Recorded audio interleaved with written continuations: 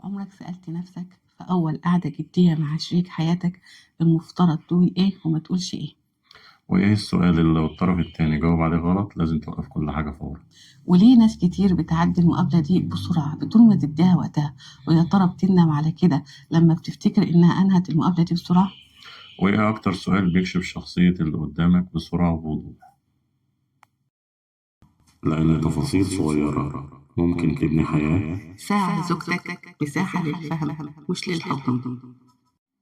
أهلا بكم، أنا إيمان. وهنسمع إيه؟ ودي ساعة لزوجتك، مساحة حقيقية بنحاول نفهم فيها العلاقة بين الزوجين بعمق وبساطة.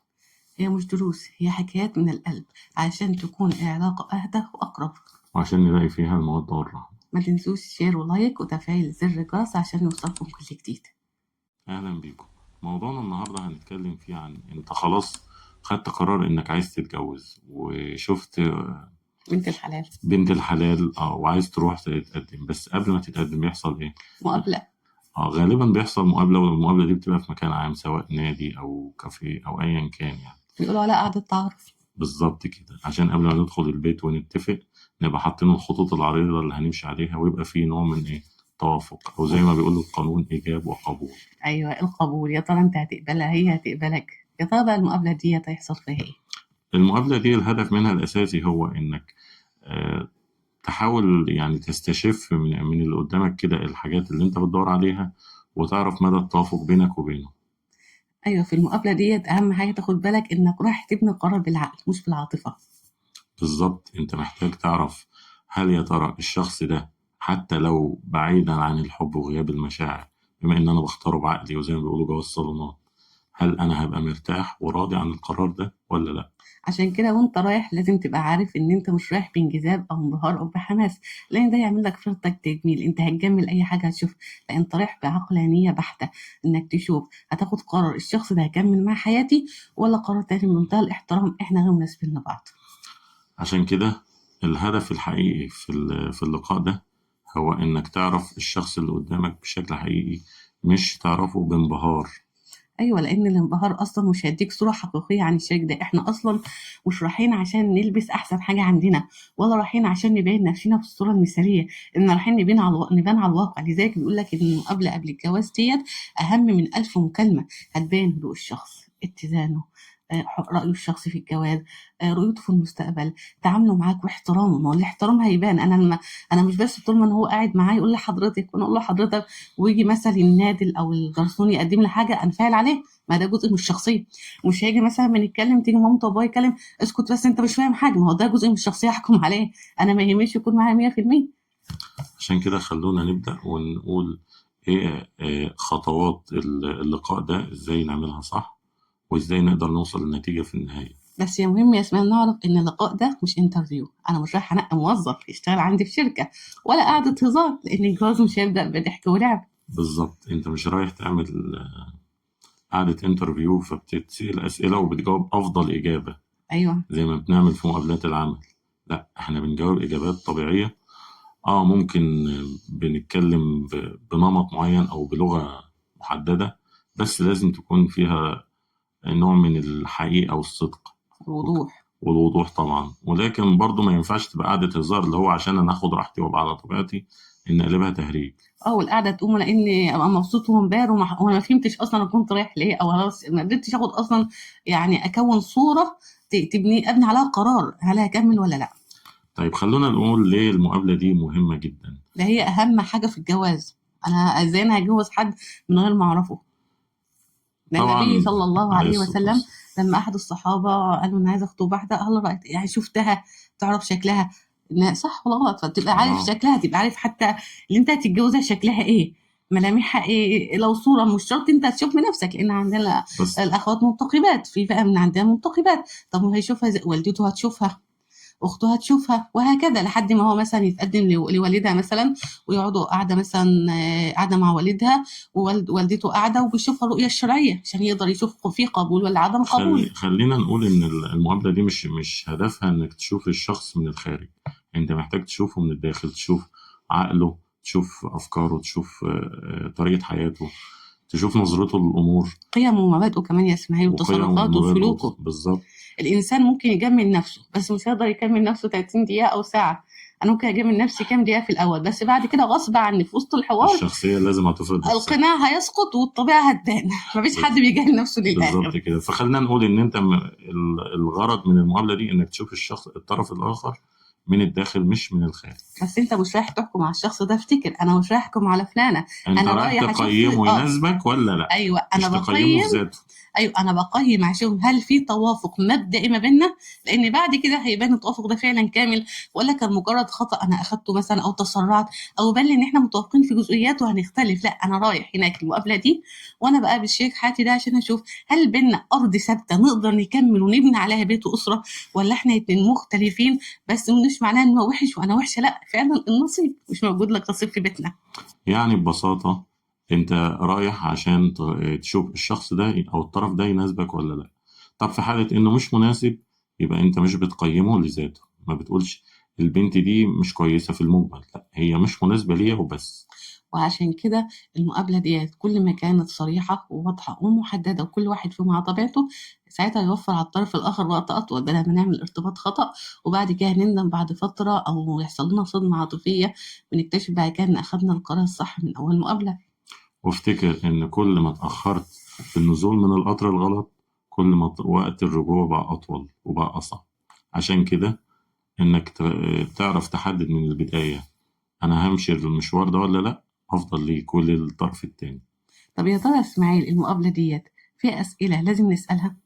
اه اكيد، ده في اسئلة كتير لازم نسألها. زي إيه؟ يعني او في كمثال. البداية كتعارف أصلا بيقولوا إيه؟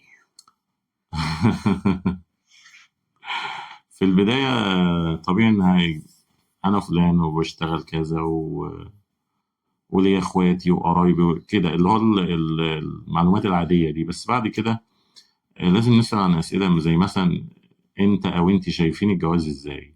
ده بيحدد ايه؟ يعني انا مثلا هو لو جاوب عليك وقال لك مثلا ان شايف ان الجواز ده مسؤوليه، وان شايف ده انه ارتباط، وان شايف انه عايز ياسس حياه، غير واحد مثلا عاده انا هتجوز وعادي، او واحد شايف ان الجواز تجربه جاي يجرب الخطوبه هتضيف له ايه. فده هيبين لك هل هو شخص هيقدر يتحمل المسؤوليه فيما بعد، او هيديك اشاره عن رؤيه الشخص ده. بص خلينا نتفق ان الجواز اصلا في اصله هو مجرد هو تجربة. بس ما ينفعش وانا بجرب ابقى باصص لها انها مجرد تجربة، يعني ممكن تنجح وممكن تفشل. النظرة دي غلط جدا. انا مش داخل اجرب عشان زي ما تيجي، لا انا داخل عشان انجح، عشان ابني حياة واستقر فيها. ممكن تفشل غصب عني، بس انا على الاقل حاولت بكل طاقتي. كمان من الاسئله اللي بنسالها في المقابله اللي قبل الجواز دي، ايه هي اولوياتك في الحياه؟ طب ده بيبين لنا ايه يا اسماعيل؟ بيبين لنا الشخص ده عنده استعداد يروح لفين في الحياة، في الشغل، في النجاح، في طموحاته، في تربية أولاده، في علاقاته بالناس. أيوه فعلًا، وهل هو فعلًا الشغل مثلًا أو علاقته مثلًا بأصحابه هتكون قبل منِّك والّا بعد منِّك؟ يا ترى أنتِ بعد كده أنتِ هتبقي رقم كام؟ الدايرة اللي في حياته رقم كام؟ الأقرب والّا الأبعد؟ هتبين لِك كمان هو إيه أقصى طموح هيوصل له. دايمًا في الinterview يقول لك بعد 5 سنين شايف نفسك فين. فأبسط حاجة في الجواز أنتِ إيه أولوياتك؟ إيه الأهداف اللي أنتِ عايش عشانها؟ إيه كمان ممكن نسأله في قبل الجواز يا إسماعيل؟ يعني مثلا هل هو عنده خطوط حمراء، أو هل هي عندها خطوط حمراء، ويا ترى هي إيه؟ أيوه، خطوط حمرا مثلًا في الخلاف. يعني في الخلاف مثلًا إيه الحاجات اللي ما تحبهاش لمّا نختلف ويحصل مشكلة ونزعل؟ ما تحبش الخصام، ما تحبش الصوت العالي، ما يحبش تتكلم وقتها، ما تحبش تدخّل حد من الأهل. ده برضه خط أحمر.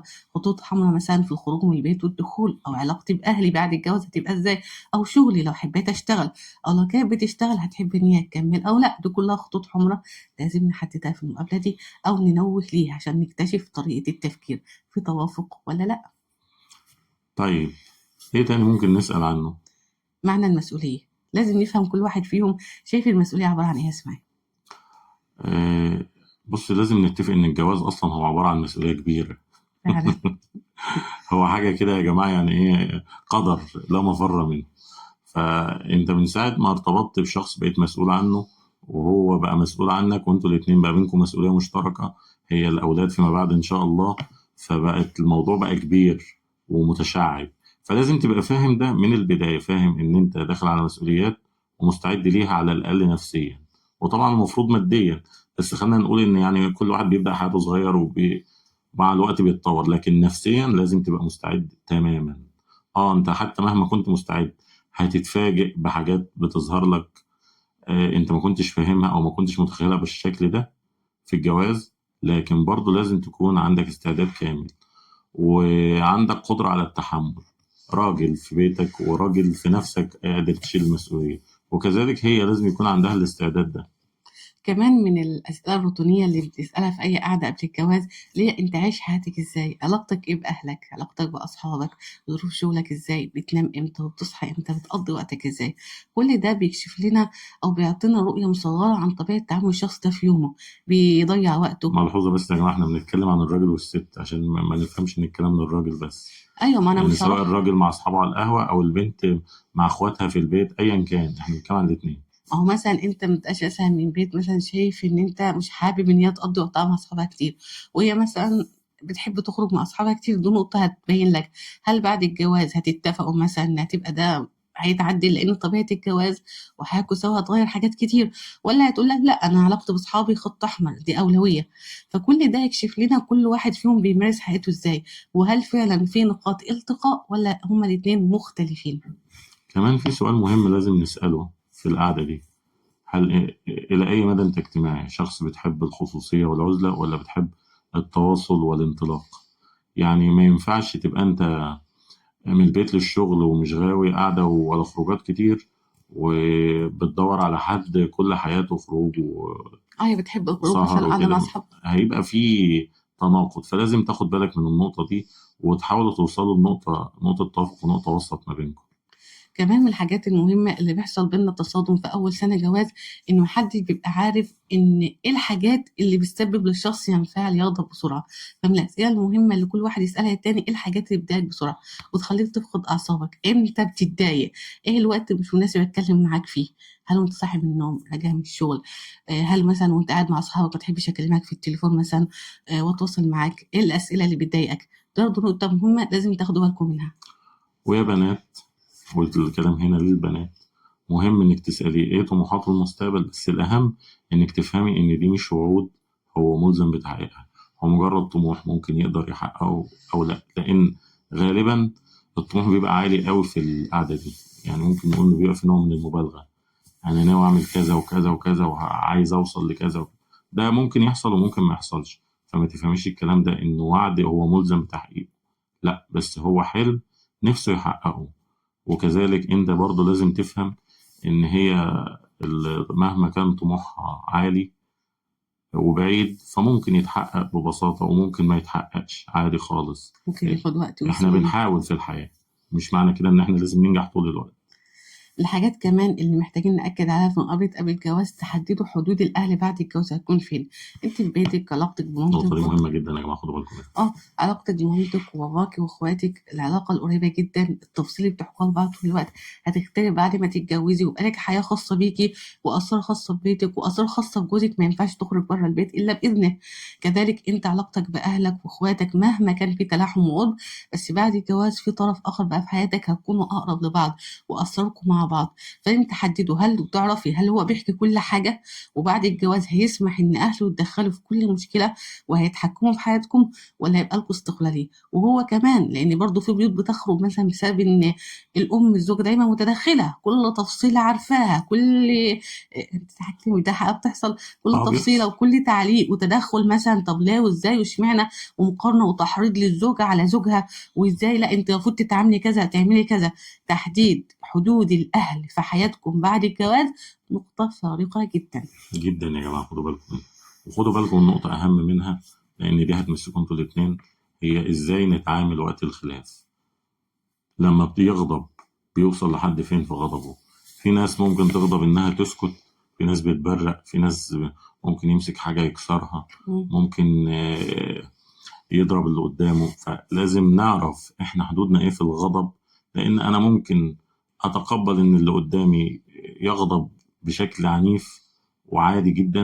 النبي عليه الصلاة والسلام لما السيدة الله يسلمك. عائشة كسرت الإناء قال ببساطة غارت أمه، وخلاص الموضوع انتهى. صلى الله عليه وسلم. طبعا احنا بنتكلم عن النبي عليه الصلاة والسلام، يعني أشرف الخلق.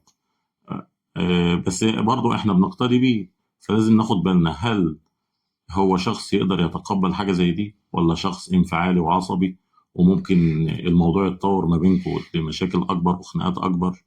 فلازم ناخد بالنا من النقطة دي جدا جدا جدا. ولا هو من الأشخاص اللي كل حاجة بيقف عليها تعليقات، ولا هو شخص بيتجاوز ويعرف إن في حاجات كبيرة فارقة في حياتكم لازم تقفوا وتصلحوها أول بأول عشان طبعا حياتكم ما كلمة تتأثر. شخص ده برضه أنا بنبه كلمة شخص، يعني الاتنين. الطرفين سواء ولد أو بنت. ولا هو مثلا ساعة الغضب مثلا شخص مثلا بيفضل بقى يعيب فيكي ويطلع كل السيئات اللي فيكي، أو هي كذلك، إن ما رأيت منك خيرا قط. اه، ما رأيت منك خيرا قط، وتفتي وانت عملت كذا. ولا ساعة الغضب فعلا موضوع يستحق، وفعلا طرف بيلين وطرف أو مثلا غضب مثلا كل واحد بيقعد في جنب، لما تهدى هنتكلم. بيوصلوا عايزين يشتروا بعض فعلا، هي مودة ورحمة. فنقطة التعاون مع الخلاف برضه هتبلك في أول تعامل إن ممكن يحصل موقف اختلاف في حاجة، تلاقيه مثلا بيغلطك لا أنت غلط، ولا شخص مثلا هيختلف معاكي هتلاقيه مثلا بيقول لك لا إحنا مختلفين أو وجهة نظر مثلا كذا. ده هيبان لك في أول مقابلة.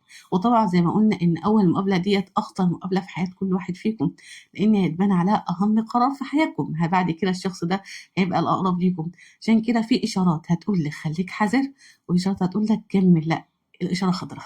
طبعا احنا بنقول يا رب ما يبقى في خلاف خالص، بس على أرض الواقع الخلاف موجود، عشان كده لازم نعمل حسابنا وناخد بالنا للي جاي. أنت قبل ما تتجوز مثلا شفتي كم واحدة عشان تقرر تتجوزني؟ وانا اتقدمنا قد ايه؟ مش معناه ان دول اشخاص وحشين، غير متوافقين، في عدم توافق. ف الأرواح جنود المجندة. ما تعرف منها اختلاف وما تناقض منها خلينا اختلف. اختلاف. فعلا. ففي اشارات كده هناخد بالنا منها وانت بتتكلمي معاه، خلي لا ظهرك الاشارات دي خليكي حذره. ارجعي فكري تأني يا ترى ايه الاشارات دي يا اسمعي. خلينا نتفق إن أول حاجة بتقول لك، يعني بتضرب لك إنذار كده أو جرس إنك تاخد بالك، هي فكرة إنه يكون بيلف ويدور ومش واضح في كلامه. يعني أنت بتسأل أو أنت بتسألي على حاجة وهو بيجاوب في حتة تانية، بيلخبطك في الكلام فأنت مش عارف تمسكه. كمان بيهرب من الأسئلة. خد بالك من الحكاية دي جدا، لأن الوضوح هو أول مفتاح وأهم نقطة لبناء الثقة اللي هي أصل العلاقة، ومن غيرها ما فيش علاقة هتقوم. كمان طول المقابلة هتلاقيه بيظهر بالصورة المثالية، مثالي في أفكاره، في تعامله مع عيلته، في أحلامه، في شغله. ده مش صح، مفيش حد مثالي. إحنا مش عايشين في المدينة الفاضلة يا جماعة. أيوة، إحنا قلنا إن القعدة دي أصلا قعدة واقعية وطبيعية، ما ينفعش نجمل فيها أو نخرج وإحنا منبهرين. لا، إحنا رايحين ناخد قرار الشخص ده مناسب ولا لا. فطول ما هو مثالي في تفكيره ومثالي في كل حاجة اقلقي، مفيش حد كده. كمان إنه يكون كلامه مش ماشي مع تصرفات أو مش متناسب معاه. يعني بيتكلم عن إنه عايز يروح الساحل وعايز يعمل إيه ومش عارف إيه، هو أصلا جاي في ميكروباص. سوري يعني يا جماعة. يعني في إشارات بتبين الشخص ده كلامه بيعبر عنه فعلا، ولا هو يعني بيفشل في ان في الآخر يعني في صف استهبل. في صف للطموحات وكده، يعني عنده احلام بس مش هيعيش، مش كل احلامك اروح اقضي الساحل مش كده. هيبقى إيلون ماسك يعني من الآخر. ايوه فعلا، مهما في درجه في سقف للطموح. كمان مهم جدا انك تعرف ان العلاقه دي بتبدا على قدم من الاحترام المتبادل. احنا مش هنقول حب، مفيش حب في الاول ولا انبهار. في الاول احنا بنبني علاقه قائمه على الاحترام، بعد كده في موده ورحمه بعد الزواج ان شاء الله. فالاحترام ده هيبان لك في التعامل. هل هو هيحترم كلامك، ولا هتلاقي طول ما انت بتقولي حاجه بيتريق، بيستخف منك، بيستقل منك، بيستقل من علمك ومن خبرتك. النقطه دي مهمه جدا. لو حسيتي ما تقولش ده كان بيهزر، لا خدي بالك دي اشاره حمراء ان الشخص ده مش بيحترمك. طبعا احنا مش بنقصد هنا ان شخص دمه خفيف، لا احنا بنتكلم عن شخص بيحاول بدل ما يجاوب اجابات بيقلل. جاده بيقلل من اللي قدامه او بيستظرف يعني من الاخر. اه، وعدم احترام حتى لاحلامها او طموحاتها او نجاحها حتى لو نجاح صغير جدا. والكلام برضو على الطرفين مش طرف واحد. ايوه، ان هو مثلا قاعد مثلا هو قاعد مثلا بيتكلم معاها، فهي شايفه ان هو مهما كان مرتبه مثلا او وظيفه بيشتغلها او تعليمه، هي شايفه ان هو اقل منها. مفيش حاجه كده. النقطه دي هنجيلها بعدين، خلونا نكمل. طب زي ما في اشارات قلنا هناخد بالنا منها، في اشارات تانية هتديك اشاره خضراء. كملي او اعطي الشخص ده فرصه انك تقيميه تاني وتاخدي قرار بالقبول. يا ترى ايه الاشارات دي يا اسماعيل؟ اول حاجه لازم ناخد بالنا منها لما نتكلم عن النقط الايجابيه، هي فكره انه يكون شخص جاي بيتكلم بوضوح وبصراحه من غير ما يجمل، من غير ما يقول غير الحقيقة. اه في ناس ما بيعجبهاش الموضوع ده، بس على فكرة هو ده الصح. احنا في قعدة تعارف، فلازم اعرفك بكل صدق ووضوح وامانة، وكذلك انت لازم تعرفني كده. فما تتضايقش لو اللي قدامك بيتكلم بصراحة. وطبعا احنا ما نقصدش هنا انه يكون مبالغ في الصراحة لدرجة انه يبقى وقح، سواء ولد او بنت. يعني ما تقولش رأيك بشكل يجرح، لكن اتكلم بوضوح، خلي اللي قدامك يوصل لك ويفهمك. كمان بيكون إجابات واقعية، مش محفوظة. هو مش مذاكر انترفيو فجاي يجاوب على أسئلة هتقول لي كذا أقول لها كذا، لو سألي سؤال بره المنهج أنا مش هعرف هتلخبط. مش هعرف أجاوب. لا، إجابات فعلا واقعية من الله، أنت نفسك هتحس بصدق وهو بيتكلم، مش مجرد واحد بيردد كلام هو حافظه ومجهزه. الإجابات الواقعية دي ساعات بتزعل ناس، لأن يعني هي البنت رايحة عشان تقابل فارس أحلامها اللي ياخدها على حصان أبيض وكده، بس ده ممكن يكون مش واقعي. فالإجابات الواقعية ساعات بتزعل الناس، بس برضه خلونا نقول إن ده الصح. كمان هتلاقي ان اجاباته فيها نضج وثقه، مفيش فيها توتر زي انت متوتره، ده حاجه وهو يبقى متوتر، بس مجرد ما بتقعدوا تتكلموا بتحسي ان عنده عقل بيدوب وتفكير. الجليد ما بينهم. لا، بتحسي ان في تفكير عميق من شخص بيتكلم، مش شخص مثلا خفيف او شخص مثلا هامشي او شخص مثلا سطحي. لا، انت بتحسي ان اجاباته بتنم عن مدى ثقافته وتفكيره ونضجه وحكمته وتقديره الامور، وان ده كله هيبان لك مش بس توتر زائد او قلق او خوف او حرص او حذر في الكلام او رد فعل عنيف، كل ده هيبان لك في المقابله دي. طيب خلونا كمان نتكلم عن أخطاء لازم نتجنبها في المقابلة دي. أول حاجة لازم ناخد بالنا منها هي إنك تحاول تعجب اللي قدامك بأي شكل. دي ممكن تبقى كارثة، يعني تدمر الموضوع من قبل ما يبدأ. التكلف والمبالغة في أي شيء عموما، والاستعراض. والاستعراض في أي شيء عموما مش مقبول ومش لطيف، بالذات بقى في الجواز، لأن ده بيدي مؤشر إنه الشخص ده بيلف ويدور ومش صادق. فتجنب الفكرة دي، خليك على طبيعتك، قول اللي انت عايز تقوله بوضوح. آه، حتى لو عندك حاجة يعني ايه ممكن غيرك يخجل منها، عادي، ما تتكسفش، قول حقيقتك بوضوح. زي ما قلنا ان مقابله قبل الجواز هي مش انترفيو عشان اختار موظف ولا قعده هزار. عشان كده الاسئله ما ينفعش تكون سطحيه، لان انا كده بضيع وقت على الفاضي. لازم تكون اسئله محدده وواضحه، هتبين للطرف الاخر مناسب او لا، وفي نفس الوقت ما تكونش اسئله في اسرار شخصيه. انا بسال اسئله واقعيه عاديه جدا، هتبين اللي قدامي ده هينفع نكمل، هتديني اشاره خضراء ولا اخد بالي. فابعد عن الاسرار وابعد عن الاسئله السطحيه اللي اضيع بيها القعده واقوم اقول يا ريتني ما رحت، او والله انا ما فهمتش حاجه، او اطلع منبهر بشيء اصلا ماليش وجود. كمان خد بالك وخدي بالك، اوعى انتوا الاتنين حد فيكم يعلق للتاني على شكله من البداية. دي مشكلة كبيرة جدا. حتى لو انت شايفاه مثلا مش هو الشاب الشيك اللي انت كان نفسك فيه، او لبسه مش الستايل المناسب ليكي، ما تعلقيش على الموضوع ده. وانت كمان لو شايف مش ده الستايل اللي انت بتحلم بيه، او ان لبسها مش مناسب، الوانه مش عاجباك، ايا كان، ما تعلقش على الشكل، لان ده هيعتبر يعني ايه تعدي على شخص انت ما تعرفوش لسه. وتخيل ان انت قاعد مع واحد في القطر مثلا او في مواصلة، وقلت له ايه اللبس اللي انت لابسه ده، يعني معلش، يعني تخيل هو هيعمل فيك ايه. هو بس يعلق اسمها ان ابن حكمه على الشكل بس. ده اكيد، ده نقطة تانية يعني. بس ما تعلقش على الشكل، ما تبديش رأيك فيه حتى لو مش عاجبك. احتفظ بالنقطة دي لنفسك في البداية.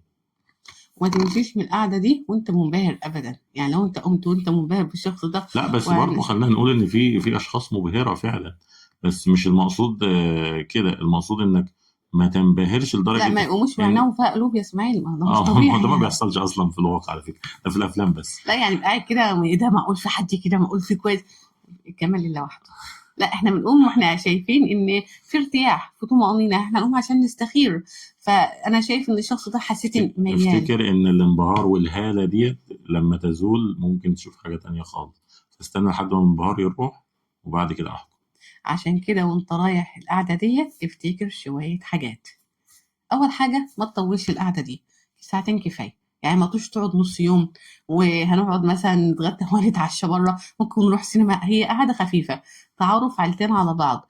انت قاعدين اول تعارف، هتشربوا حاجه مثلا، تبقى واخد، لا ده رايح البيت هتاخد هديه، لكن لو انت قاعدين بره هتشربوا حاجه وبعد كده تتكلموا، والحوار هتديها فرصتها في الكلام وهتديك فرصتك، فساعتين كفايه في القعده دي.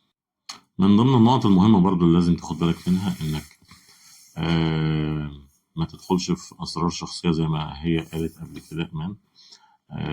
بلاش تسأل عن تفاصيل ما ينفع، مش وقتها ولا مكانها. وكمان زي مرتبك بتعمل بإيه كله بالتفصيل ممل. حاجات مثلا في حياته الشخصية، لأن لو واحد مثلا منفصل، انفصلت ليه وش معنى، طب ايه اللي حصل، طب هي كانت عاملة ازاي، انت ليه كده تعرفي صورة واحد عامة. مثلا، واحدة مثلا والدها ووالدتها منفصلين، ما ينفعش تسألها يا ترى هم انفصلوا ليه، وانت بتحبي مين فيهم اكتر. دي اسئلة ما ينفعش تتسأل يا جماعة. احنا بنسأل أسئلة عامة. اسئلة عامة تبين لنا حاجات عن الشخص ده، لكن ما ينفعش نخش في اعماق حياته كده واحنا اصلا لسه بنقول يا هادي. كمان خليك طبيعي، مش متوتر ومش اوفر.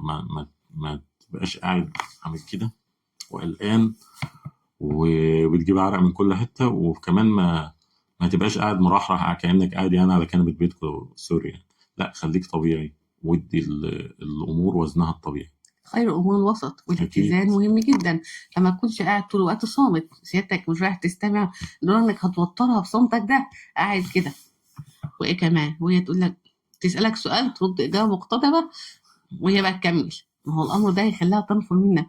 ولا تكون قاعد طول الوقت بتتكلم وهي اصلا مش لاحقه تقول لك اي حاجه، تعال طب استنى بس هقول لك لا، في اتزان.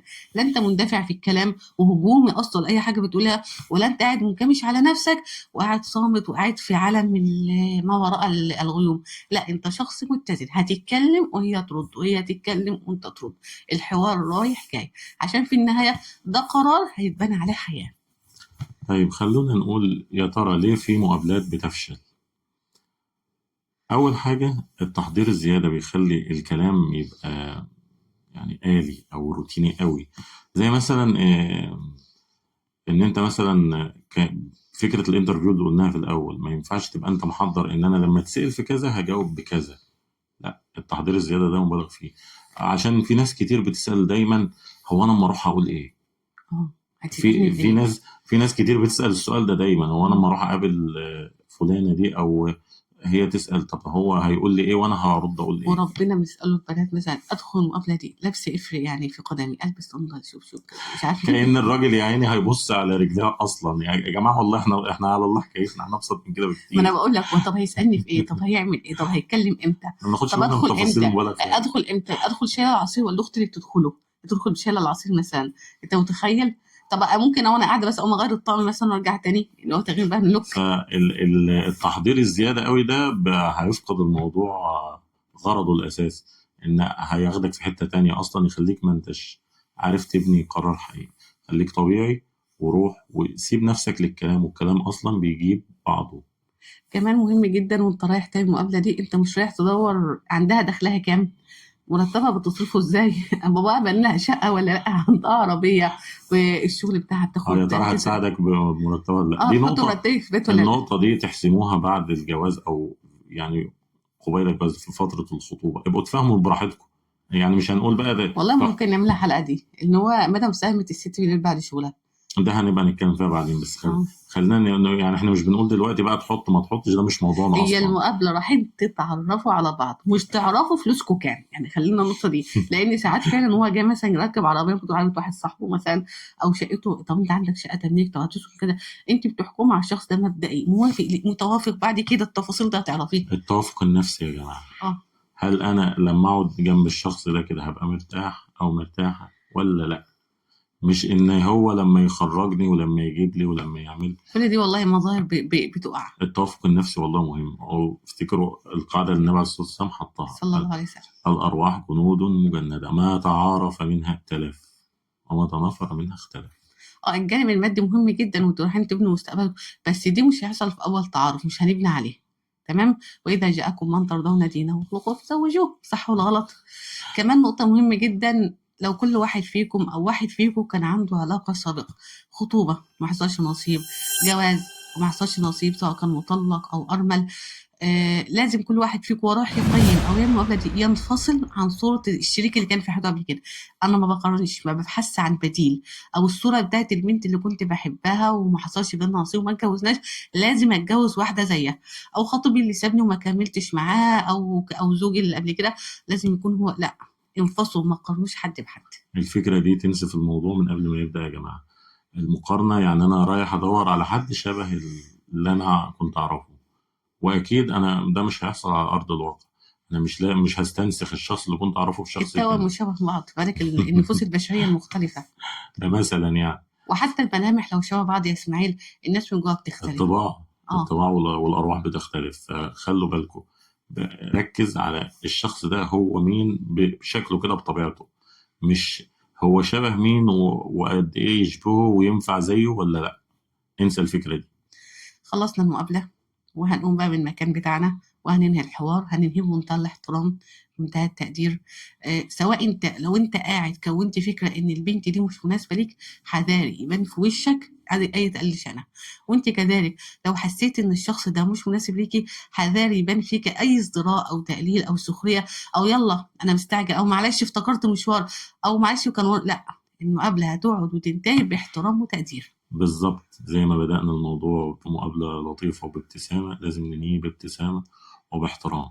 حتى أيا كان قرارك، أنت مش ناوي تكمل وخلاص حسمت الأمر وأنت كذلك، يبقى أقل واجب يعني إن أنا أحترم الشخص اللي قدامي ده واتمنى له الخير، وأتمنى له الخير وربنا يوفقه في حياته. وهاسيب له انطباع، لان حتى لو ما حصلش بينكم نصيب وبعد كده انت جيت ترتبط مثلا، ممكن ترتبط بواحده قريبتها، على فكره النصيب غلاب، او هي ترتبط بحد قريبه، فلتكوين الفكره دي هيأثر في علاقه ما بعد. او هي حتى لو سمعت مثلا او اتقابلت او حصل، ما هو الدنيا فيها حاجات بتحصل. الله يصلح حاله، والله كان انسان محترم. ترك الانطباع ده كويس، انك تسيب صوره كويسه عنك حتى لو انتوا مش هتكملوا مع بعض. وافتكر إن أنتوا كل اللي قعدتوا مع بعض كام؟ ساعتين. ساعتين ثلاثة بالكتير يعني. محدش فيكو عمل في التاني جراح أو آثار عميقة عشان يضايقه وهو قايم. ايوه، المقابله يعني دي ما مجرد كانتش. رحلة قطر. أيوه، فالمقابلة دي ما كانتش استعراض لقدرات كل واحد فيكم أو إمكانياته أو مستواه الاجتماعي أو المادي، المقابلة دي مجرد تعارف، فهنقوم وإحنا بنحترم بعض وبنتمنى لبعض الخير، وهنتصل بيكم يا جماعة ونقول هي هترد عليكم وأنت هترد على والدها. هنقوم بمنتهى الاحترام والسلام عليكم، ما تنساش تدفع حساب لو كنت كافتريا عشان ده هيبين إنك كريم على فكرة. والله ده كان مش لازم بابا اللي يدفع يعني. البنات بتاخد بالها من الحاجات دي يا شباب، خدوا الأصول بالكم. إنك أنت الراجل جاي هو عشان هو كده. الطبيعي انك تعمل كده، بس البنات بتركز عشان تشوفك انت بتدفع ازاي. خد بالك من النقطة دي، البنات فعلا بتاخد بالها قوي. يا أنت ترى هيبان إنك هو كريم شارق أهلا لان هي ده بيبقى بالنسبة لها كده مؤشر، هل هو الفلوس بتفرق معاه ولا لا، هو كريم ولا ماسك شوية ولا ايه. أو افتكر وأنت قاعد برضه إن أنت تحترم والدها ووالدتها، احترامك لأهلها دليل عن احترامك ليها جدا. وكذلك انت يا بنوتة حلوة يا اعملي عروسة نفس الشيء. المستقبل، خلصنا القعدة وروحنا بيتنا، هنعمل إيه بقى؟ هنفكر إزاي؟ طيب أول سؤال لازم نسأله، آه، هل أنا عاجبني الشخص ده زي ما هو كده، مش عاجبني شكله، أو عاجبني إنه شكله مثالي أو بيرفكت. يعني لا، الموضوع مش كده طبعا. الشكل مهم وبيتبنى عليه سواء في الراجل أو في الست، بس إحنا قلنا إن إحنا رايحين نشوف الشخص من الداخل، نشوف عقله وروحه وأفكاره وقيمه ومبادئه وحاجات كتيرة كده. فهل الحاجات دي متوافقة معايا ولا لأ؟ ولو متوافقة بنسبة كام؟ ولو أنا لاحظت عيوب أو نقط ضعف مش عجباني، هل هي أقدر أتكيف معاها وأتقبلها ولا لأ؟ فعلا، لأن قلنا المقابلة دي هتبين لنا طباع مبدئية عن الشخص ده. لازم أسأل سؤال: هل الطباعة دي متناسبة معايا؟ هل مثلا غضب هقدر أحتويه؟ هل اختلافنا في أفكار معينة أو ثقافتنا أو عاداتنا أو هواياتنا ده هقدر أتجاوب معاه سواء كانت طباعه كويسة أو سيئة؟ ده سؤال مهم جدا. هل هنقدر في بيننا نقاط مشتركة نبني عليها حياة، ولا يبقى فيه صعب؟ وكمان لازم أسأل نفسي، هل الشخص ده هو اللي أقدر أكمل معاه حياتي كلها على بعضها كده بكل تفاصيلها الحلوة والمرة ولا لأ؟ لأن السؤال ده سؤال فارق ومهم جدا. الطبيعي أصحابك وإخواتك وأهلك كل دول هيبقى لهم حياة مستقلة عنك فيما بعد، اللي هيتجوز واللي هيسافر واللي هيبعد واللي هيعمل مشروع خاص بيه محدش هيبقى جنبك. فلازم تسألي نفسك سؤال مهم: الشخص ده ينفع أكمل معاه حياة واستثنيه ويكون هو أقرب لي من كل دول وهو كل عيلتي وكل اللي ليا ولا لأ؟ السؤال ده مهم أوي، لأنك لو حسيتي إن في بينكم فرقة أو غربة أو حاسة إن أنت مش قادرة تكملي أو مش حاسة إن يحتويكي، وقفي. الخسارة في الأول أحسن من مكسب بعيد. في النهاية المقابلة دي هتبين لك الشخص ده في ارتياح مبدئي نتوكل على الله ونكمل، ولا أخد بالي والنصيب ما جاش وربنا يوفقه ويوفقني. نقطة أخيرة للطرفين خدوا بالكم منها يا جماعة. آه، لو أنت قاعد شايفها مثلا لابسة لبس مش مناسب ليك، بلاش فكرة إيه لقيمك ومبادئك مش ليك، للقيم والمبادئ اللي هم بيها. للقيم والمبادئ. ما هو ليك يعني لقيمك والمبادئك، ده اللي أقصده. لو أنت شايف لبسها مش مناسب أو أنت شايفاه مش عاجبك في حاجة معينة، بلاش فكرة أنا هبقى أغير. محدش بيغير حد والله يا جماعة. فمن الأول خد اللي يناسبك عشان تريح نفسك وتريح غيرك. فعلا مفيش حد بيتغير بعد الجواز، لا تحبها كده وتحبيه كده، ده من الأول النصيب غلب. يعني انت عايز واحده منتقبه، ما تروحش لواحده لابسه بناطيل وبلوزات وسايبه شعرها وتقول انا بعد الجواز هنتقابل. فعلا. وانت ما تكونش عايزه واحد مثلا بيخرج ويفسح وبيعمل، وانت عايزه اجيب واحد مثلا بيتوتي وما بيخرجش وحتى نطاق عيلته طبيعه عيلته كده. او العكس، واحد كل يوم على القهوه وانت تقول انا هقعده في البيت. ما تتعبوش، ما تستهلكوش طاقتكم في الحاجات دي. من الاول خد الشخص المناسب ليك. عشان كده المقابله دي مهمه جدا انها تبني عليها حياه. في النهايه المقابله دي مش اختبار ولا تحقيق ولا محاوله تاثير في الطرف الاخر، هي مجرد لحظه صدق ومكاشفه. تشوف فيها الطرف التاني بواقعية وتعرف دماغه بتفكر ازاي، وتعرف قيمه وأهدافه وطريقة تفكيره، وهل هو ونظرته للجواز والحياة، وهل مناسبة ولا لأ. ولو المقابلة دي علمتك حاجة فهي علمتك إنك مش بتبحث عن الكمال، الكمال لله وحده، لكنك بتبحث عن توافق ووضوح ونضج. ولو الطرف التاني بيلف ويدور كتير أو بيتهرب أو بيجمل بزيادة أو غامض، فدي إشارة إنك محتاج توقف وتعيد نظر في الموضوع. ولو لقيت راحة وتفاهم واحترام متبادل يبقى الخطوة الجاية تستاهل إنك تاخدها. في النهاية المقابلة دي مش بداية ولا نهاية، دي بداية وعي، والزواج اللي بيبدأ بوعي فرص نجاحه أعلى بكتير. في النهاية كل بيت فيه تفاصيل مش شبه التاني، لكن اللي بيخلي العلاقة تنجح في أي بيت هو إننا نختار نكمل. مش لأن الدنيا سهلة، لكن لأننا شايفين في الطرف التاني حياة. لو الحلقة عجبتك اعمل لها لايك وشير، يمكن تساعد غيرك إنه يبني حياته. وما تنسوش تفعلوا زر الجرس عشان يوصلكم كل جديد. السلام عليكم. السلام عليكم.